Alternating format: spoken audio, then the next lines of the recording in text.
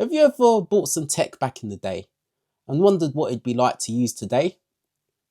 Well, I've gone back in time and I'd like to answer the question for you. Hey, what's up everybody? Hope you're well. In today's video, I'm going to be talking about the iPod Shuffle second generation 15 years later. This is a bit of a retro tech review and I actually quite enjoyed using this. Now, I remember buying this iPod Shuffle about 15 years ago. I used it at the gym and when going about my business. It was a basic product, but it did its job well. Today we're bombarded with information, leading to endless scrolling. I decided to revive my iPod Shuffle and leave the phone at home. I've also been using things like iPhones and other tech, watching videos about people going back to analog and wired things, and it has appealed to me. I wanted to wean myself off my phone for a number of reasons. I'm sure it's crossed your mind too. I remember buying this iPod Shuffle many years ago. I used it for a while and then I put it away. I started using other devices like my mobile phone. In more recent years, occasionally it crossed my mind, I wonder where my iPod Shuffle is. I wonder if it still works. And then I'll forget about it, switching on my music streaming account and listening to some music.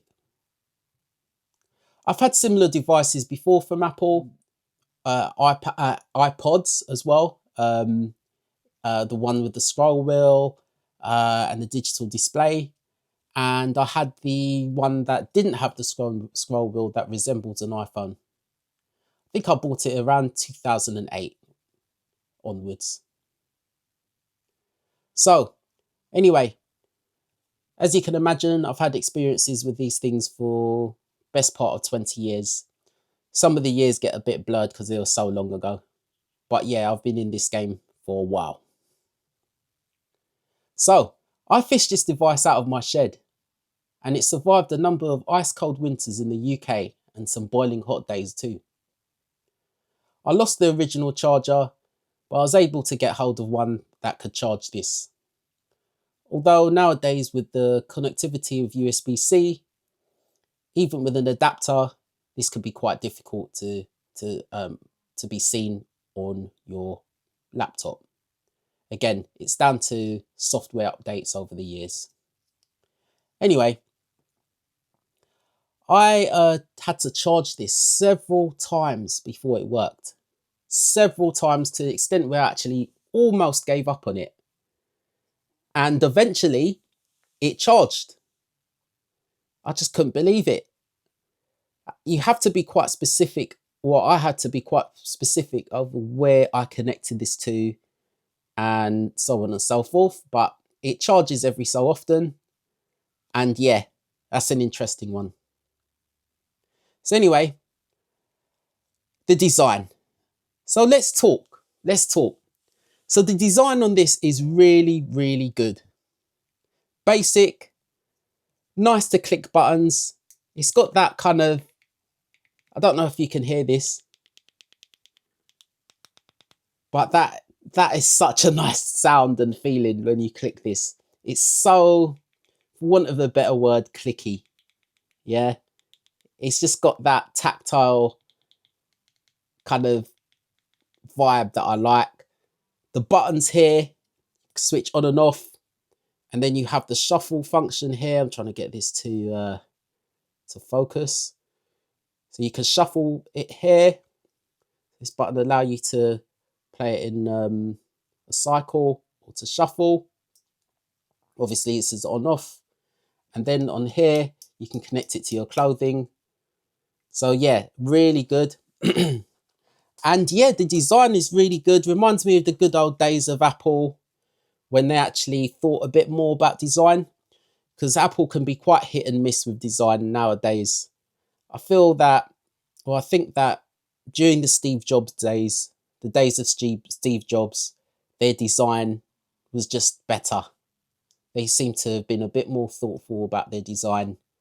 And don't get me wrong, Apple products are still decent, but you can pick up any device from back in these days, and it's just, maybe it's nostalgia, but I just prefer stuff from back then. But anyway, and that's with the exception of the MacBook Air and AirPods and stuff, but generally these old designs are better in my opinion. Anyway, the design here is very compact. I think it's about a gig in memory, because I bought this so long ago, man. I might even have bought this more than 15 years ago. Like, yeah, because I've had these iPods for these things for ages. Anyway, so let's talk about the sound quality. Now, I'm not an audiophile, but what I will say is that the sound quality is pretty decent. So I've connected these to Sony's. So I've got some Sony's here. And I don't know if you can hear this.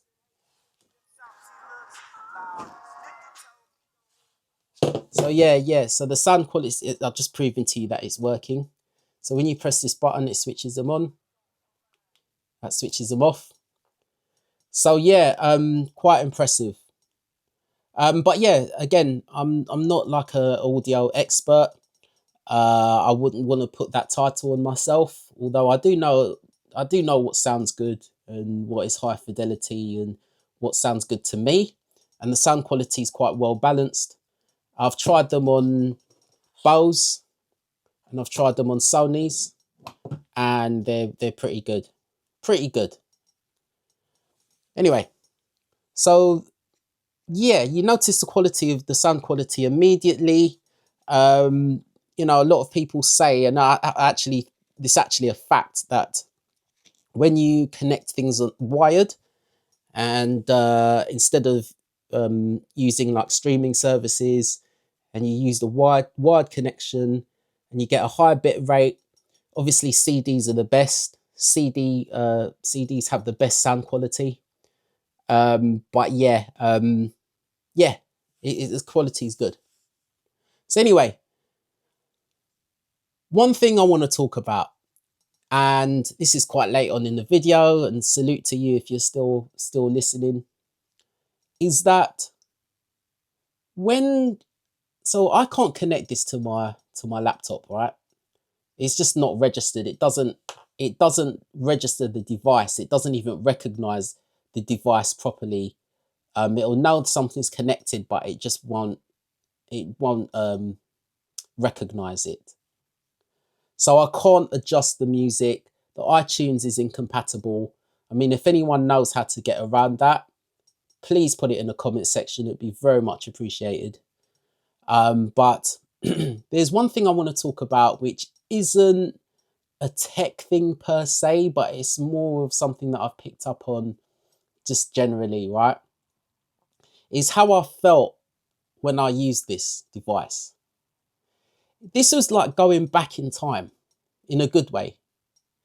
Using wired headphones, having that assurance that if I dropped the device, the wire would stop it from falling to the ground. Remember that? You remember when you connected your headphones to your phone and you drop your phone and then the phone would dangle and it'll stop your phone from hitting the floor? You remember that sense of relief? This actually had a practical use, like the wired headphones. And it just reminded me of those days. You know, the clickable buttons here, look. The no digital screen, the compactness of it. But also because I hadn't changed the tracks in over a decade. It contained tracks I was listening to back then. I haven't used this I've used it more recently, but before then I hadn't used it in quite some years. And it had tracks I was listening to back in, I don't know, well over 10 years ago. There was an element of nostalgia. It was welcomed. It was an unintentional time capsule. I was trying to remember when I last used it consistently, and there was one track that I played a lot in 2012. Yeah, it just meant a lot, man. Like, just like that having that time capsule, an unintentional time capsule. When you use old tech that you haven't used in a while, that has memory unintentionally, it becomes a time capsule to your life at that time. I recommend it. I wish I had kept more tech items from back in the day. The only issue is that the software and even the hardware becomes incompatible with newer stuff. It also felt quite rebellious to be outside with analog items. It felt like going against the grain. I liked that. People would look at you too at times, and I'd get the odd nod of approval from others. Not that I needed that, but it's cool. People see that you're using like an old school device and they're like, ah, that's quirky, that's cool. I like that. But yeah, I also enjoyed not bringing my phone outside with me. I realised that I mainly use my phone for maps, messages, and social media. I just like to be away from it all. All of it is good in moderation, but too much of it can unknowingly take away your bandwidth for other things and reduce your attention span. I prefer to go back into the times of analog. And even social media, do you really need it? Probably not. But anyway, this is the iPod Shuffle, second generation, and this is just brilliant. It's just such a good dose of nostalgia. You know, yeah, it doesn't have the touch screen, doesn't have a digital screen, but you know what? Do you need that when you can just access all your old tracks on here and just be free? No phone, just go outside and listen to your tunes. Anyway, thanks for watching. Take care. Oh yeah, and please feel free to leave comments in the comment section. And yeah, this was great. The buttons, the compactness, the sound quality, the design, the nostalgia, the time capsule element of it because I can't update the tracks. But yeah, fantastic.